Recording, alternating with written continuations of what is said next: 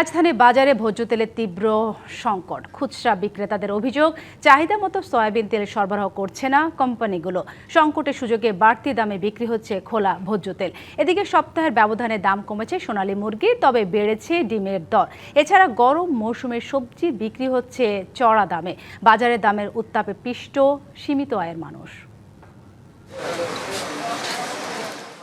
জ্বালানি তেলের সঙ্গে সঙ্গে এখন ভোজ্য তেলের সংকটও শুরু হয়েছে রাজধানীর বাজারে।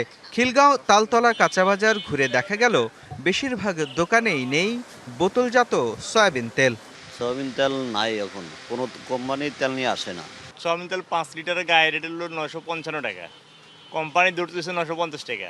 খোলা তো অ্যাভেলেবেল পাওয়া যায়, কিন্তু ইনজেক্টেড দেয়, অল্প অল্প করে দেয়। মানুষের যতটুকু ডিমান্ড আছে ওই অনুযায়ী পাওয়া যাইতেছে না। তেল ছাড়াও ডাল, চিনি সহ নিত্য পণ্যের দাম নিয়ে ক্ষুব্ধ ভোক্তারা। দুর্মূল্যের বাজারে টিকে থাকার চেষ্টা চলছে ভোগ কমিয়ে। বাজারে যদি আমি 10টা পদ কিনতে যাই, সেখানে আমার কিনতে হচ্ছে 7টা পদ, 6টা পদ। বা যদি আমি 1 কেজি কিনতে যাই, সেখানে হাফ কেজি কিনতে হচ্ছে। অ্যাভেলেবেল আছে, বাট প্রাইস ইজ আপ। 10,000 টাকা পাই, তো ও সারা মাসে কি কাঁচা বাজার করবে, কি চাল, কতটুক ডাল, কতটুক তেল বা কতটুকু মাছ মাংস।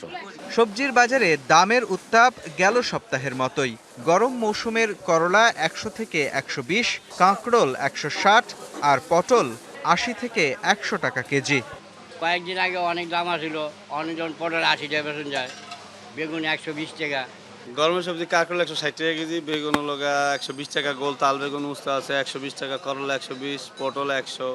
দাম কেজিতে 40 টাকা কমেছে সোনালী মুরগির, বিক্রি হচ্ছে 400 টাকা দরে। ব্রয়লার 180 টাকা। RICL TMX, যুগের পর যুগ স্থাপনা থাকে মজবুত। সোনাটা বেশি আসলো, 460 টাকা 50 টাকা গেছে, এখন এটা 400 টাকা হয়েছে। তো বাজারটা আসলে অস্বাভাবিকভাবে বেড়ে গেছে, তো এটা নিয়ন্ত্রণ হওয়া উচিত। দাম ডজনে 10 টাকা বেড়ে ডিম বিক্রি হচ্ছে 125 থেকে 130 টাকায়। 10 টাকা বাড়ছে, 130 টাকা ডজন বেশি। এখন বাজারে চাষের মাছ বিক্রি হচ্ছে আগের দরেই, কিন্তু চড়া রুই, কাতল ও নদীর মাছ। চাষের কই মাছ 250 টাকা কেজি, শোল মাছ দেশি এগুলি 900-1000 টাকা কেজি। রাজধানীতে গরুর মাংস বিক্রি হচ্ছে 850 আর খাসির মাংস 1300 টাকা কেজি দরে। মুস্তাফা মাহবুব, ডিবিসি নিউজ, ঢাকা।